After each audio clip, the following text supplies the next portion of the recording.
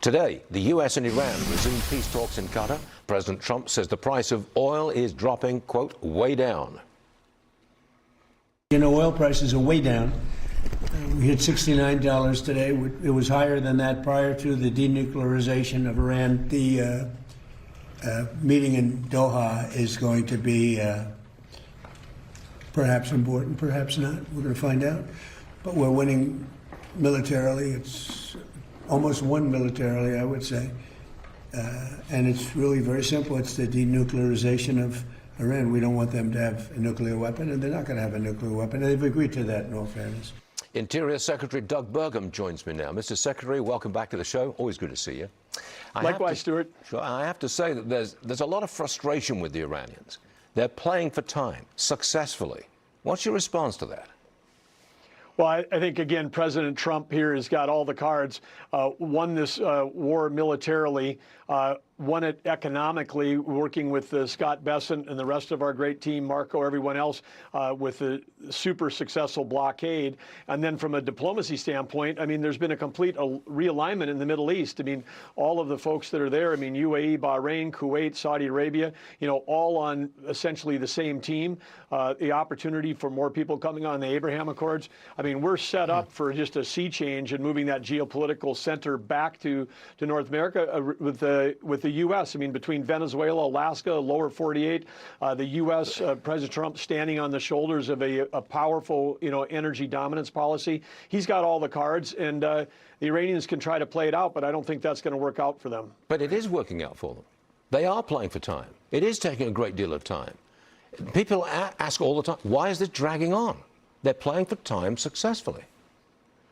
Well, I think, again, when we take a look at the length of conflicts in history, this has been so short compared to others. And President Trump, as he's demonstrated just even a few weeks ago, if they're not willing to negotiate, he can go back to a different approach. Because, again, the key here, having a terror group, having a nuclear weapon, it's not really like a country. It's a terrorist group. Like a terrorist group would use that. And if it'd be the first time in the world history where a terrorist group willing to use a nuclear weapon would have one. President Trump has basically averted World War III and got oil prices back down to where we were pre-conflict. I would just say that all of that's been masterful. And, of course, the U.S. economy looking very bright with lower taxes, lower regulation, record investment coming in terms of new job creation, manufacturing coming back.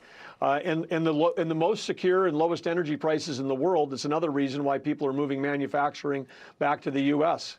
One more, Mr. Secretary. Today's theme for America 250, the future of American innovation, technology, and progress. So a question to follow that one is, are you worried that China's coming too close to us in the AI race? Well, China steals our IP. They have. I was in software for 3 decades before I got into public service, and every piece of software I was ever involved with, the Chinese within 6 months had stolen it. But you know, we're leading in the models, we're leading in the technology, we're leading in chips, we're leading in the manufacturing of all of these things. But China is very aggressive on adding more electrical power. You need power to produce superintelligence or artificial intelligence, but also when you have that superintelligence, you can use it to make energy more efficient. So it's a positive spiral, but you know, there's a lot of people trying to block our ability to add energy to our grid in America.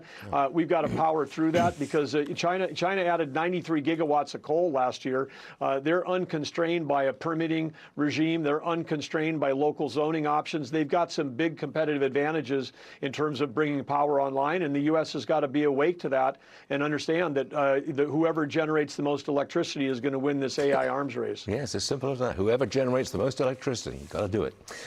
Secretary Doug Burgum, thank you very much for joining us, sir. We always appreciate it. Thanks a lot. Thank you, Stuart.